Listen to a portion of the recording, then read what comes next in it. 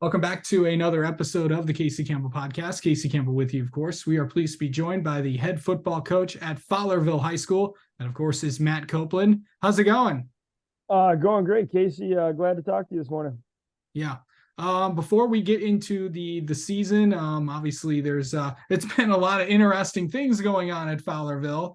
Of course, it was announced a few days ago that Brian Osborne's going to be leaving the AD position at Fowlerville. He's going to take a position at Howell. So of course he'll obviously still stay on for the next few weeks, but overall, what's it going to be like to have him around?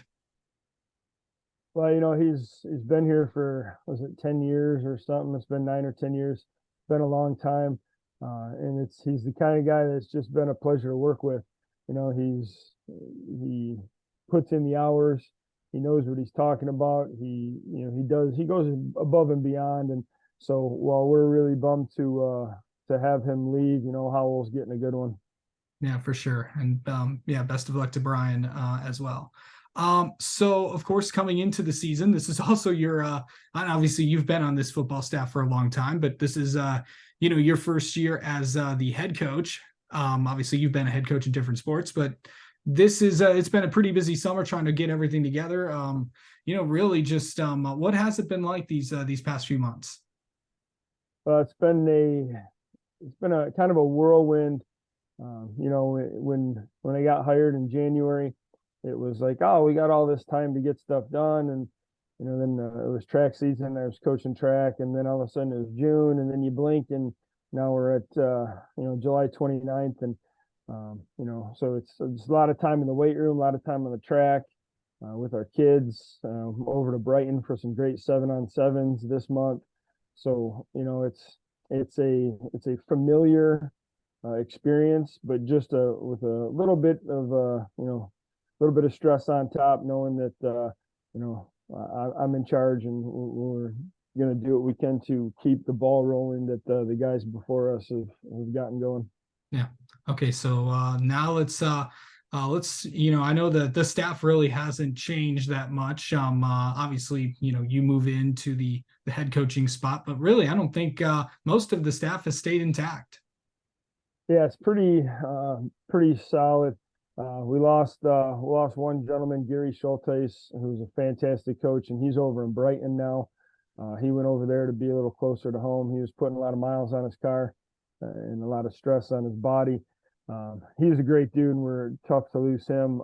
But Nick Semke, Brett Schrader, Jeff Rutman, Justin Braska, all of our city staff coming back, and they're as good as dudes can get. We got some newer blood at our youth levels. And so, our freshman team, we're looking like we're going to have enough kids for a freshman and JV team this year, which is great. We haven't been able to do that in a while. So we're excited about our freshman group. And so, things are progressing and we're just trying to keep climbing that mountain to get where we need to be by week 1. Yeah. Okay, so let's talk about some of the kids that are returning and some of the guys to watch out for Fowlerville this year. We have we're going to start up front. We got a couple of linemen coming back that I think are going to be pretty solid players, and if things go well, that they could be really good players. Jake Esch is a senior offensive defensive lineman. George Daniel had a great year on the wrestling mat for the first time, and so we're excited about that. Richard Davis is another one of those kids that are wrestlers and show a lot of toughness. See, Jaden Devoda is another senior coming up that these kids have some size, they have some speed, and so really excited to see what those seniors can do. I could sit here and name a whole bunch of names off, but we're excited about those guys up front. The back end guys, we have a linebacker, running back, Blake Jupery, who's had a great summer, shown a lot of great leadership. We're looking forward to seeing what he can do.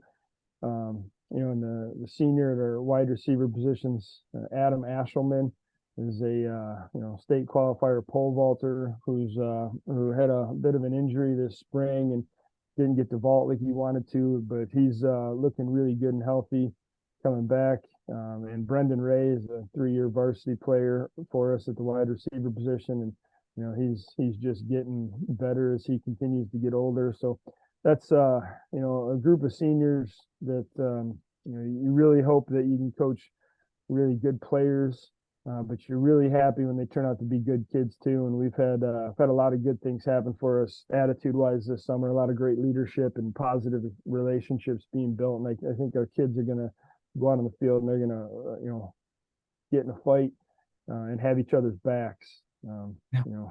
Not literally, figuratively, but they're good dudes. And we got a big group of juniors coming up to support them, and so a lot of positives that we're looking at. Yeah, for sure. So let's talk about I know the quarterback position is going to have to get addressed as well. Where are we at on that?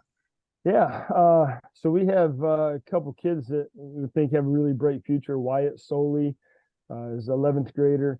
We don't really have a senior quarterback that is in the mix. So right now we're looking at Wyatt to take over and step up and have a great first couple weeks of practice. And then right behind him in the 10th grade year is Sam Schrader, who's didn't get a lot of reps last year due to a shoulder injury. So he's one of those kind of kids who's got a lot of talent.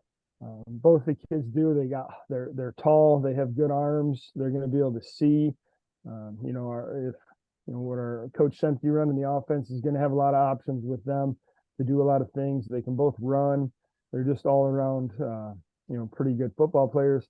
And now it's just about developing that leadership and being able to run the offense that Coach Semke wants to run, and I'm confident that either one of those guys can get the job done, and we're just happy to have two dudes who want to fight for it. Yeah. So let's talk about the schedule, and we obviously know you're in probably one of the toughest conferences in all of the state of Michigan, in the CAAC Red, if I am not mistaken. Hope I said that right. So of course, starting off the season at home against at Corunna. Obviously it's obviously you guys have played them a lot in the last few years, and of course, let me just run down the schedule really quick. August 31st, go on the road against Midland Bullock Creek. September 8th, home against Mason. September 15th, home against St. John's. September 22nd at Williamston. September 29th, home against Hazlitt. October 6th at Lansing Eastern, October 13th at Adrian, and October 20th home against Charlotte. So pretty good schedule. A lot of tough teams in there. A lot of tough teams coming to Fowlerville. What's it going to be like as this schedule as you guys navigate through the red? Yeah, it's we couldn't be more excited. This is a schedule that if things go our way and we do what we want to do, will prepare us for a run in the playoffs, because everybody thinks their schedule's tough, but I'd be willing to back ours up as saying it might be one of the toughest round in the Division III, Division IV kind of realm, because Corunna has a great group of skilled kids, a couple of the twin brothers who are going to be a challenge. Yep. They're just great athletes. We got a long bus ride up to Bullet Creek, who are returning a bunch of big kids up front. We like the matchup, but it's also going to be something that's going to test our mental toughness. The red division in the CAC, it's a battle every week. Every team has a chance to put you on your heels. So we got to make sure that we are focused week in and week out. And another big bus ride down to Adrian. Don't really know much about them at the moment, but I know they play a tough schedule year in and year out also. And then Charlotte is coming off a fantastic season, playoff run that we're really excited for the challenge. And if we can get things done that we want to get done, it's gonna put us in a really good position to have a lot of great game experience hopefully when playoffs roll around. Yeah. Okay, so really this is the coming up this week is the kind of it is the dead period week. Obviously no football activities can happen. Obviously lifts can still happen, conditioning as you said earlier before this call. But so what's the plan for the next few weeks as you guys get ready for Corona?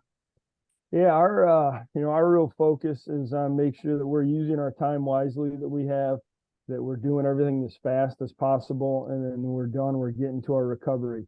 We want to go hard and we want to recover. We want to fuel, hydrate, and sleep as much as we can because it's going to be a grind, and we want to make sure that we are healthy as we can be when it comes to competition on Friday nights. It's a mental and physical challenge for these kids. The month of August is kind of nice because they don't have to go to school for a while. But once school starts up, that all the responsibilities and things that make being a student athlete tough are going to hit, and all the lessons that we can learn about time management and making good decisions, and all those things that high school sports can teach you are going to hit us pretty hard. And so we're looking forward to preparing the next couple of weeks and making sure that we're ready to go for Corona week 1. All right. Well, Matt Copeland, thank you so much for coming on and talking with us, and best of luck to the Gladiators this coming fall. Thanks, Casey. Appreciate you.